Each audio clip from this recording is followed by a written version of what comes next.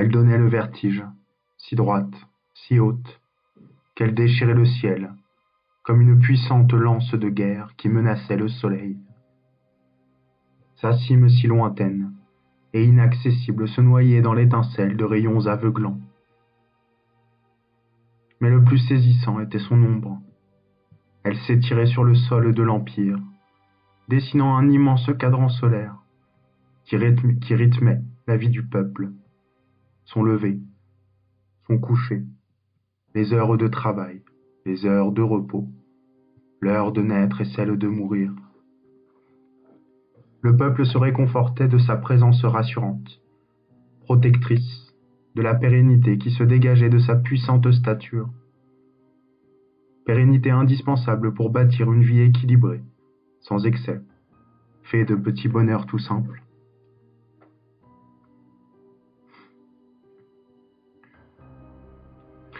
L'homme observait son vaste empire.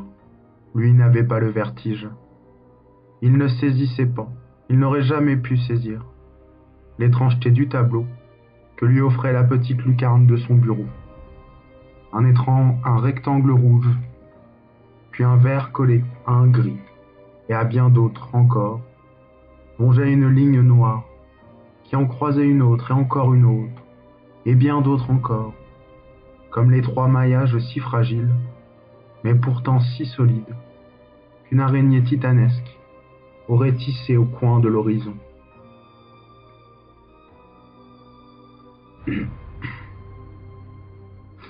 Ce paysage, il n'en avait jamais connu d'autre. Il devinait pourtant, déformé par la distance, ces minuscules bâtiments, habités par le peuple invisible des fourmis, ces chers sujets. Il se représentait leurs visages, leurs rires, se demandait ce que descendre de sa tour, les rencontrer, être à leur hauteur, lui ferait ressentir. Il se le demandait souvent. L'homme n'avait jamais eu l'autorisation de descendre, ni même de sortir. Cette pièce délimitait depuis toujours son univers. Il ne se souvenait pas d'où venait cette règle, ni qui l'avait édictée, qui lui avait confié cette tâche, ni même s'il avait un jour mené une autre vie. Il savait seulement ce qu'il avait à faire, parapher des documents, les signer, les renvoyer. Des milliards d'êtres humains lui faisaient confiance. De lui dépendait le délicat équilibre de cet empire gigantesque. L'agencement de chaque fil de la toile qu'il se voyait tisser jour après jour depuis sa petite lucarne. Autour de lui, sur le mur de cette pièce ronde, sobrement meublée d'un lit, d'une table de travail, de la petite lucarne donnant sur le monde d'en bas, se détachait une large porte. Elle menait directement à l'escalier en colimaçon qui descendait dans les niveaux inférieurs, niveaux auxquels l'homme n'avait pas accès. Chaque jour au petit matin, une main invisible déposait sur son seuil la pile de documents assignés, actionnait le heurtoir de cuivre et disparaissait. Chaque jour, à la tombée du soir, l'homme redéposait au même endroit les documents signés, cette fois-ci prêts à servir. Mais il ne les lisait pas. Ce n'était pas son travail, ce n'était pas utile. Ainsi se déroulait sa besogne, dans la plus profonde des solitudes, avec pour seule compagnie ses papiers, sa plume et sa routine. Chaque journée apportait son lot de papier, une pile prodigieuse dont la hauteur excédait parfois sa propre taille. Des textes, des tableaux, des formulaires, des graphiques, des dizaines de logos et d'entêtes différents passaient ainsi, sur son bureau, du paquet de droite non signé au paquet de gauche signé, avec au centre la feuille en cours de transformation, sur laquelle glissait quelques secondes la plume imbibée d'une encre noire et brillante. L'acte s'effectuait dans un silence monacal, presque religieux, que seul troublait le crissement de la plume sur le papier tendre. Un crissement devenu aussi naturel et régulier que la respiration elle-même.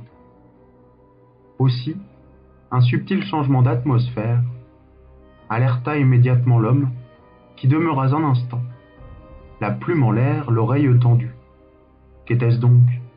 Un chuchotement? Un murmure?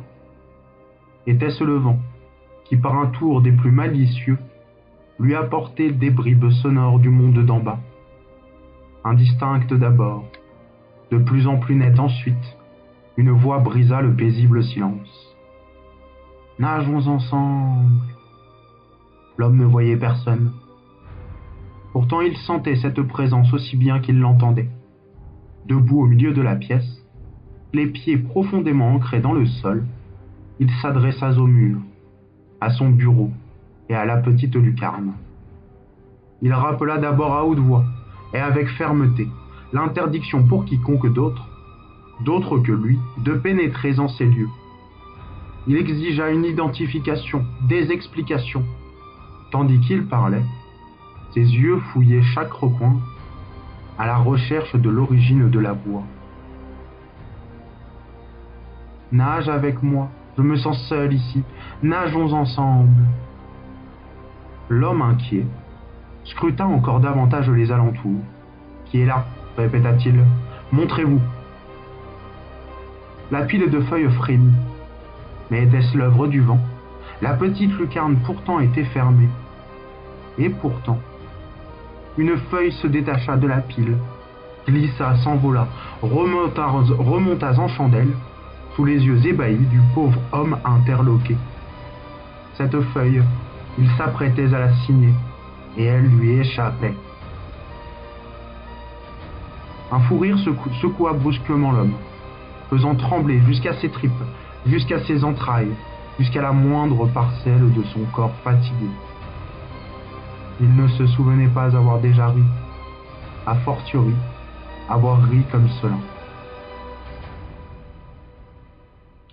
Quand le tremblement nerveux se calma, l'homme reprit ses esprits et demanda le plus sérieusement du monde à cette étrange feuille volante ce qu'elle était et ce qu'elle faisait là. « Je m'ennuie, je veux danser et voler, je veux nager, amusons-nous tous les deux. »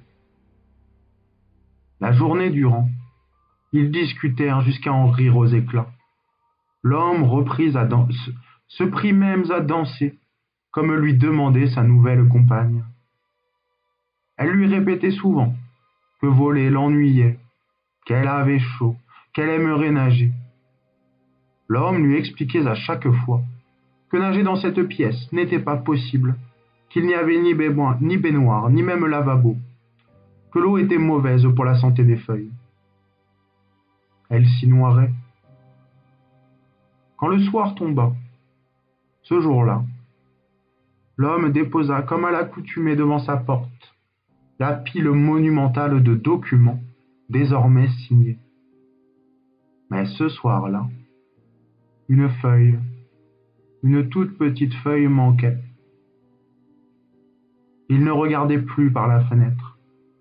Durant les semaines qui suivirent, chaque instant de liberté était occupé à converser gaiement avec sa nouvelle compagne. Les propos étaient remplis de toutes les beautés de ce monde, de couleurs, de fraîcheur, de cette magie douce et féerique que l'homme auparavant effleurait, sans vraiment l'apercevoir, et qui maintenant devenait si délicieusement accessible. L'homme se mit à rêver. Il se surprit à en ressentir du bonheur. Le temps passa, et la feuille volante commençait à s'ennuyer. Elle voulait nager, danser, virevolter, découvrir des esprits et des paysages, connaître les caresses de l'eau, du vent et de l'amitié. Soucieux du bien-être de son ami, l'homme se demanda quoi faire, et impuissant, finit par verbaliser à haute voix ses inquiétudes. Que faire? Au moment précis où les mots jaillirent de ses lèvres, une dizaine de nouvelles feuilles volantes jaillir de la pile. Un vent léger d'une infinie douceur caressa la peau de l'homme et émerveillé. Les feuilles s'élancèrent, joyeuses dans les airs, en un tourbillon endiablés et colorés. Le cœur cristallin s'éleva mélodieusement, avec une telle intensité que chaque recoin de la pièce semblait désormais habité par leur présence aérienne. Nageons ensemble! Une joie indescriptible saisit l'homme.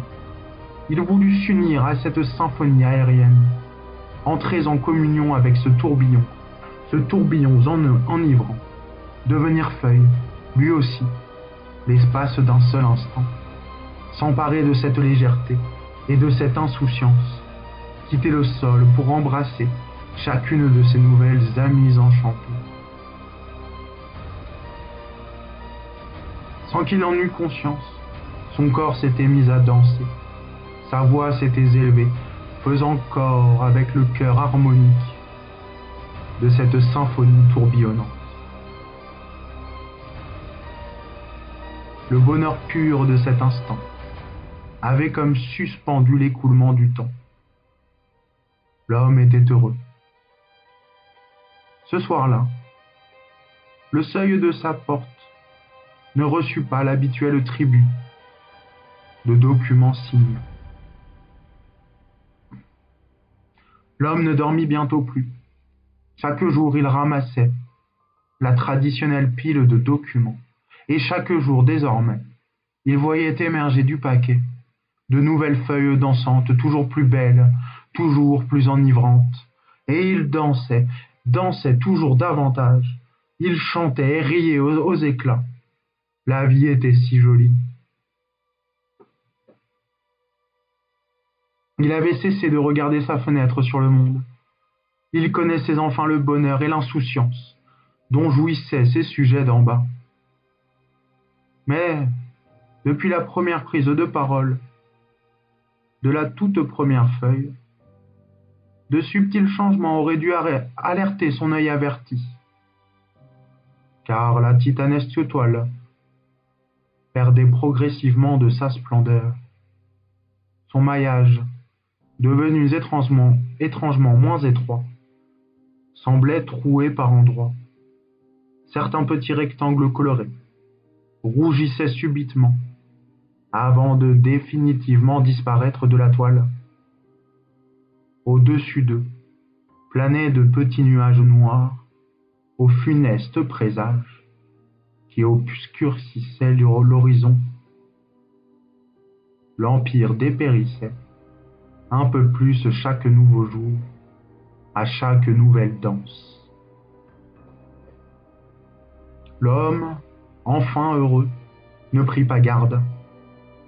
Bientôt il ne rendit plus aucune feuille le soir. Il goûtait à la volupté d'une vie de fête en compagnie de ses chères feuilles. Elles nageaient avec lui, de plus en plus nombreuses, dans l'ivresse d'un tourbillon sans fin. C'est d'elle-même qu'elle venait désormais à lui, se glissant avec souplesse sous la porte, avide de participer à l'euphorie collective. Et le niveau des feuilles montait, chaque jour plus haut et encore plus haut.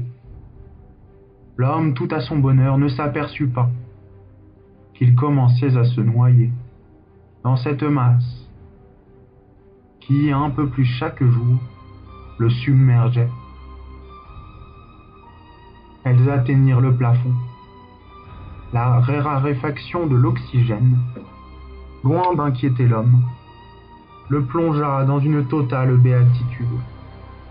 Il nageait, plus que jamais, caressait, plongeait dans les vagues de feuilles qui se pressaient fortement contre lui, pesait sur sa poitrine. Heureux de sentir tant d'amis si proches de son cœur, il ne sentit pas. Il ne se sentit pas suffoqué, ni son cœur s'arrêter.